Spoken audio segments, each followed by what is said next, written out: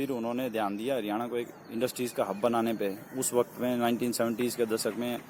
Waste Bengal में left की सरकार थी, इंडस्ट्रीज़ वहाँ से जा रही थी। अब अजय बैनर्जी वहाँ के मुख्यमंत्री थे, चौधरी बंसीलाल ने उस मौके को खूब बनाया और जो भी इंडस्ट्रियाँ वेस्ट बंगाल को छोड़ के जा रही थी उनको हरियाणा में हाथों हाथ ज़मीन उपलब्ध करवाई, उनके लिए सेफ एनवायरनमेंट दिया, उनको बिजली दी और काफ़ी सारी इंडस्ट्रीज उस टाइम फरीदाबाद में और गुड़गांव वगैरह में शिफ्ट हुई और जिसका परिणाम ये हुआ कि आज हरियाणा इतना बड़ा मैन्युफैक्चरिंग का हब है। गुड़गांव फरीदाबाद में हज़ारों छोटी मोटी स्मॉल पार्ट्स की इंडस्ट्रीज़ हैं और हरियाणा एक ट्रेड सरप्लस स्टेट बना और इनफैक्ट इंडिया का सबसे बड़ा ट्रेड सरप्लस स्टेट आज के दिन में हरियाणा है, जो कि जितना इंपोर्ट करता है मैन्युफैक्चर्ड आइटम का उससे 43% ज़्यादा एक्सपोर्ट करता है। ये सब परिणाम हुआ उसकी दूरगामी सोच का, चौधरी बंसीलाल के प्रयत्न का, उनके प्रयासों का, अच्छी पॉलिसीज़ और उनका जो विज़न है उसको ग्राउंड पे लाने का जो उनको राजनीतिक हुनर था, उन सब का परिणाम हुआ कि हरियाणा आज इस मुकाम तक पहुंचा। 1970 से 80 वाला जो दशक था वो हरियाणा के लिए सबसे ज़्यादा प्रगतिशील, रिफॉर्म वाला और हरियाणा का जो प्रगति का जो बेस था उसको स्थापित करने वाला रहा। और उसके बाद तो हरियाणा के जो लोगों की अथक मेहनत है और उसके बाद की सरकारों की जो मेहनत है, अफसरों की जो मेहनत है, हरियाणा के आम आदमी की जो मेहनत है, उसके बाद हरियाणा ने भी पीछे मुड़ के नहीं देखा और नए नए आयाम, नए नए माइलस्टोन हरियाणा ने क्रॉस किए पर कैपिटा इनकम में और हर चीज़ में हरियाणा बाकी स्टेटों को धीरे धीरे पीछे छोड़ता गया।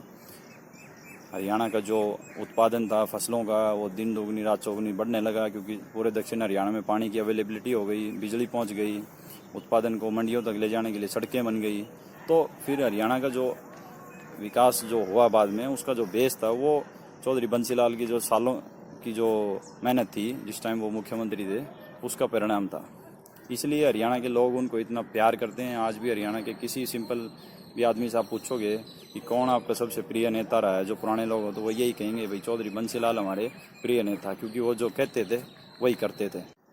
हरियाणा की राजनीति में चमकने के बाद वो सेंटर में भी गए, देश के वो रेल मंत्री भी बने, देश के रक्षा मंत्री भी बने, उनमें भी काफ़ी इंपॉर्टेंट सुधार उन्होंने किए और राजनीति की नई नई ऊंचाइयों को छूने के अलावा, पॉजिटिव्स के अलावा कुछ उनके करियर के नेगेटिव भी रहे, जिसमें सबसे इम्पोर्टेंट इमरजेंसी का जो टाइम था उसमें बंसीलाल के ऊपर भी आरोप लगे कि उसमें उनका भी हाथ था। सिद्धार्थ शंकर रे जो कि वेस्ट बंगाल के चीफ मिनिस्टर थे, बंसीलाल जो कि हरियाणा के चीफ मिनिस्टर थे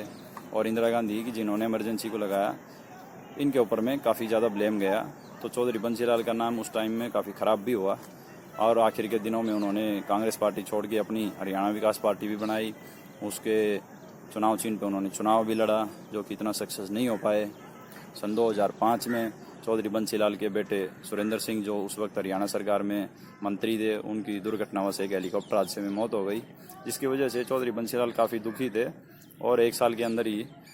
दुर्भाग्यवश चौधरी बंसीलाल का भी देहांत हो गया। वो दिन दोस्तों मुझे आज भी याद है क्योंकि उस वक्त मैं अपने खेत में काम कर रहा था। साल 2006 का दिन था, मार्च का टाइम था। हमें इन्फॉर्मेशन मिली कि चौधरी बंसीलाल जो है वो संरक्षित हार गए हैं। तो हम लोग भी अपना काम छोड़ के और गोलागढ़, क्योंकि हम मेरे गांव से जस्ट 1 किलोमीटर दूर है, तो हम लोग भी अपने खेत से गोलागढ़ गांव में पहुंचे और जो जनता की जो भीड़ वहाँ पे उमड़ी थी, जो लोगों का इतना प्यार था चौधरी बंसीलाल को आखिरी बार देखने के लिए, उससे ज़्यादा भीड़ मैंने अपनी ज़िंदगी में आज तक नहीं देखी। हरियाणा के मुख्यमंत्री उस वक्त के Chaudhary Bhupinder Singh Hooda, central cabinet minister, Haryana के पूर्व मुख्यमंत्री चौधरी भजन लाल सहित गणमान्य बहुत सारे लोग वहाँ पे आए हुए थे और इतना भारी हुजूम वहाँ पे उमड़ा हुआ था कि हरियाणा के जो सबसे फेमस हरियाणा को बनाने वाले चौधरी बंसीलाल को एक बार आखिरी विदाई देने के लिए इतनी भीड़ वहाँ पे इकट्ठा हुई थी।